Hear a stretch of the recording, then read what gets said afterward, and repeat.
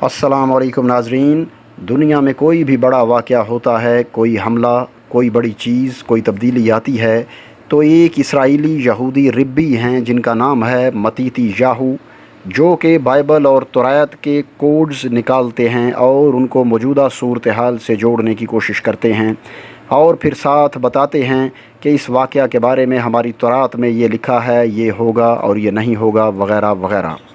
इसी तरह उन्होंने बहुत सारी चीज़ों को डिकोड किया है, लेकिन अब उन्होंने जो अबरानी ज़ुबान के कोड्स निकाले हैं, इसमें उन्होंने नाम लिए बगैर बराह रास्त पाकिस्तान को भी धमकी दी है। और उन्होंने क्या कहा और क्या धमकी दी, उस हवाले से आपको तफसीलात से आगाह करेंगे। लेकिन आगे बढ़ने से पहले हमारे चैनल को सब्सक्राइब करें, बेल यानी घंटी के निशान को ज़रूर दबाएं और इस वीडियो को लाइक, शेयर और इस पर कमेंट्स ज़रूर करें। तो नाज़रीन, मशहूर इसराइली यहूदी रिब्बी जो कि तौरात और बाइबल के कोड्स निकालने के लिए मशहूर हैं, जिनका नाम है मतीती याहू, उन्होंने बराह रास्त लेकिन नाम लिए बगैर पाकिस्तान को धमकी दी है।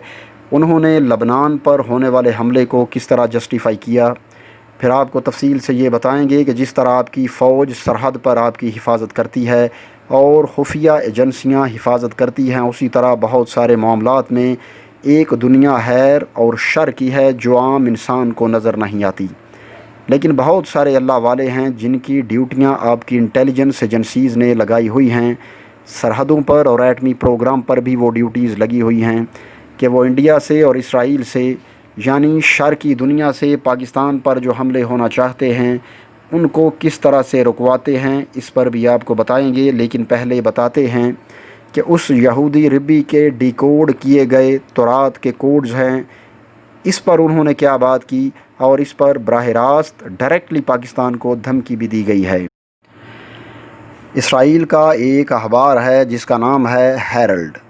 इसमें एक हेडलाइन लगाई गई है कि अगर आप इसराइल के साथ ताल्लुकात नहीं बनाएंगे तो आपके लोगों की ज़िंदगी को ख़तरात लाहक हो सकते हैं। यानी कहा गया था कि अगर आपने पाकिस्तानियों की ज़िंदगी बचानी है तो आपको इसराइल के साथ ताल्लुकात बनाने पड़ेंगे।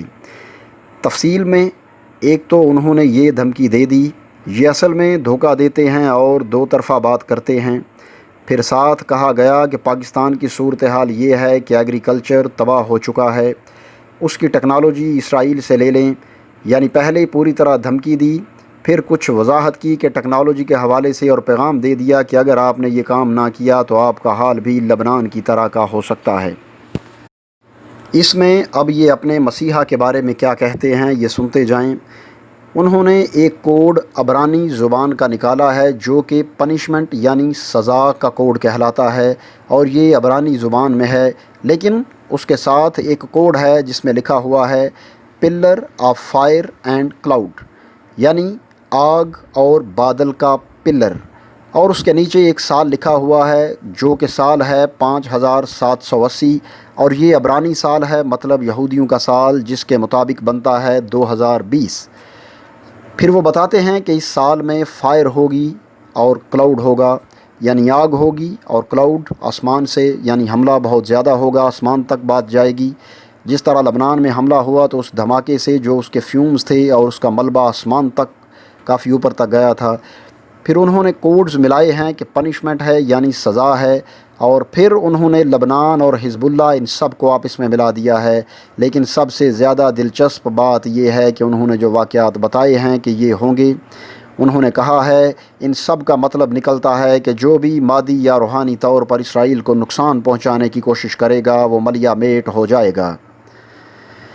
इसके अलावा इस यहूदी रिब्बी ने एक और पैगाम भी दिया है कि जो हज़ारों मील दूर से भी इसराइल को नुकसान पहुंचाने की कोशिश कर रहे हैं, यानी उनका मतलब है कि मिज़ाइलों के ज़रिए या तैयारों के ज़रिए या किसी भी ज़रिए से वो भी तबाह व बर्बाद कर दिए जाएंगे। अब आप बताएं कि दुनिया के अंदर कौन सियासी ताकत है जो इसराइल से हज़ारों मील दूर है और एटमी ताकत रखती है, हथियार उनके पास ज़बरदस्त हैं, और ऐसी हज़ारों मील दूर इसराइल की दुश्मन ताकत एक ही मिलेगी और वो है पाकिस्तान।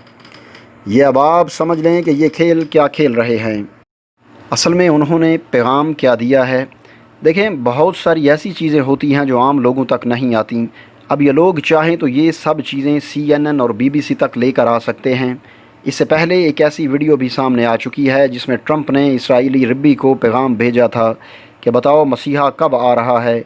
تو اس نے جواب بھیجا تھا کہ پہلے تم یہ بتاؤ کہ مسیحا کے آنے سے پہلے جو واقعات ہونے ہیں کیا تم نے وہ واقعات پورے کر دیے ہیں، اور اگر تم نے وہ واقعات پورے نہیں کیے تو پھر یہ کس منہ سے پوچھتے ہو کہ مسیحا کب آئے گا۔ یہاں سے آپ اندازہ کر لیں کہ اتنی بڑی خبر اسرائیلی اخبارات میں آئی، پھر اس کے بعد ڈاکٹر شاہد مسعود نے بھی اس پر بات کی، پھر اس کے علاوہ اور بھی بہت ساری جگہوں پر، بہت سے پلیٹ فارمز پر اس حوالے سے بات ہوئی، لیکن کیا وہ خبر BBC پر نہیں آ سکتی تھی یا CNN پر؟ جی ہاں، بالکل آ سکتی تھی، لیکن یہ نہیں لائی گئی کیونکہ یہ نہیں چاہتے، یہ دنیا میں اپنی دھاک بھی بٹھائے رکھنا چاہتے ہیں اور خاموشی سے کام بھی کرتے رہنا چاہتے ہیں۔ اس کے علاوہ ایک اور کوڈ کو ڈی کوڈ کیا گیا ہے جس کا مطلب بنتا ہے سن آف جیسے، یعنی داؤد کا بیٹا مسیحا، یعنی سن آف ڈیوڈ، جس کو یہ مسیحا بولتے ہیں۔ اس کوڈ میں یہ کہتے ہیں کہ سن 2020 میں ایسے ایسے واقعات ہوں گے جو کہ مسیحا کو لانے کے لیے مددگار ثابت ہوں گے۔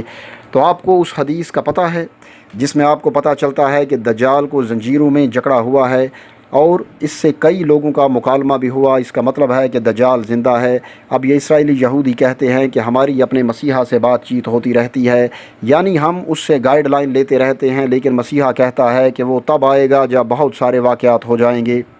اب اگر آپ حدیث کو اٹھا کر دیکھیں تو وہ کون سے واقعات ہیں؟ ایک تباہی اور دنیا کے اندر ایک بڑی جنگ ہے۔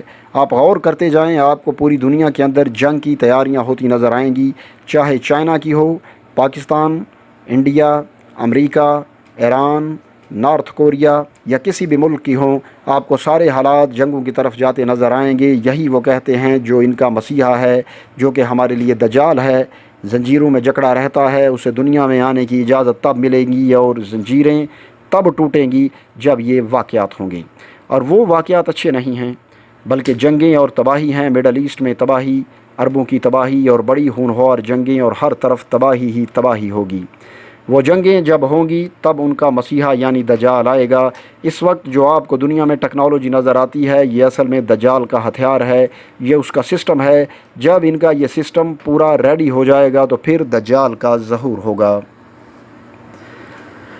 اب یہ انہوں نے جو کہا ہے کہ کوئی بھی ہزاروں میل دور سے اسرائیل کو نقصان پہنچانے کی کوشش بھی کرے گا تو ملیا میٹ ہو جائے گا، یہ اصل میں دھمکی انہوں نے پاکستان کو دی ہے۔ اب اس صورتحال میں انہوں نے یہ پیغام دے دیا ہے کہ واقعہ کوئی بھی ہو، اس کے بعد یہ یہودیوں کو کہنا چاہتے ہیں کہ کوڈ چاہے اچھے ہوں یا برے، کسی کو کچھ نہیں پتہ، کیونکہ عبرانی زبان کو کوئی نہیں جانتا سوائے ان یہودیوں کے۔ عام لوگوں کی اتنی رسائی نہیں ہے کہ وہ اس زبان کی وضاحت کر سکیں، یعنی اسے ڈیکوڈ کر سکیں، چاہے وہ کتنے بڑے ایکسپرٹ ہی کیوں نہ ہوں، سوائے یہودیوں کے۔ اب چونکہ اس زبان کو اور کوئی نہیں جانتا، لہٰذا اب یہودی اپنی مرضی سے دنیا کو کچھ بھی بتا دیں کہ یہ کوڈز یہ کہہ رہے ہیں، وہ کہہ رہے ہیں، جو مرضی کہہ دیں۔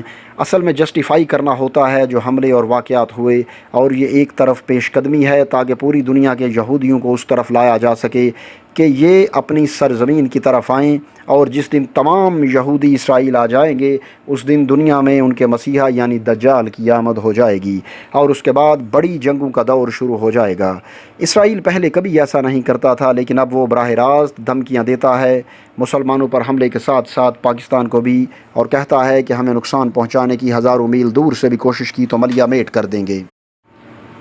اب جیسے خیر اور شر کی لڑائی چل رہی ہوتی ہے، اسی طرح آپ کی انٹیلیجنس ایجنسیوں نے بہت سارے اللہ والے لوگوں کو تعینات کروایا ہوا ہے پاکستان اور ایٹمی اثاثوں کی حفاظت پر، کیونکہ انڈیا کی طرف سے بھی جادو ہوتا ہے اور اسرائیل کی طرف سے بھی ہوتا ہے۔ اور آپ کو شاید یہ سن کر حیرانگی ہوگی کہ خیر اور شر کی اس لڑائی میں، ملکوں کی لڑائی میں، کسی نہ کسی لیول پر جادو سے کام بھی لیا جاتا ہے۔ انڈیا اور اسرائیل یعنی ہندوؤں اور یہودیوں کی طرف سے پاکستان پر مختلف قسم کے جادو کروائے جاتے ہیں، اور اس تمام صورتحال میں یاد رکھیے گا کہ یہ روحانی طاقتوں کی بھی لڑائی چلتی رہتی ہے جو کہ عام لوگوں تک نہیں پہنچتی، اور الحمدللہ خیر شر کو مارتا ہی رہتا ہے اور انشاءاللہ مارتا رہے گا۔ ناظرین، آخر میں درخواست ہے کہ ہمارے چینل کو سبسکرائب کریں، بیل کے نشان کو ضرور دبائیں اور اس ویڈیو کو لائک، شیئر اور اس پہ کمنٹس ضرور کریں۔ اگلی ویڈیو آنے تک کے لیے ہمیں اجازت دیجیے۔ اللہ حافظ۔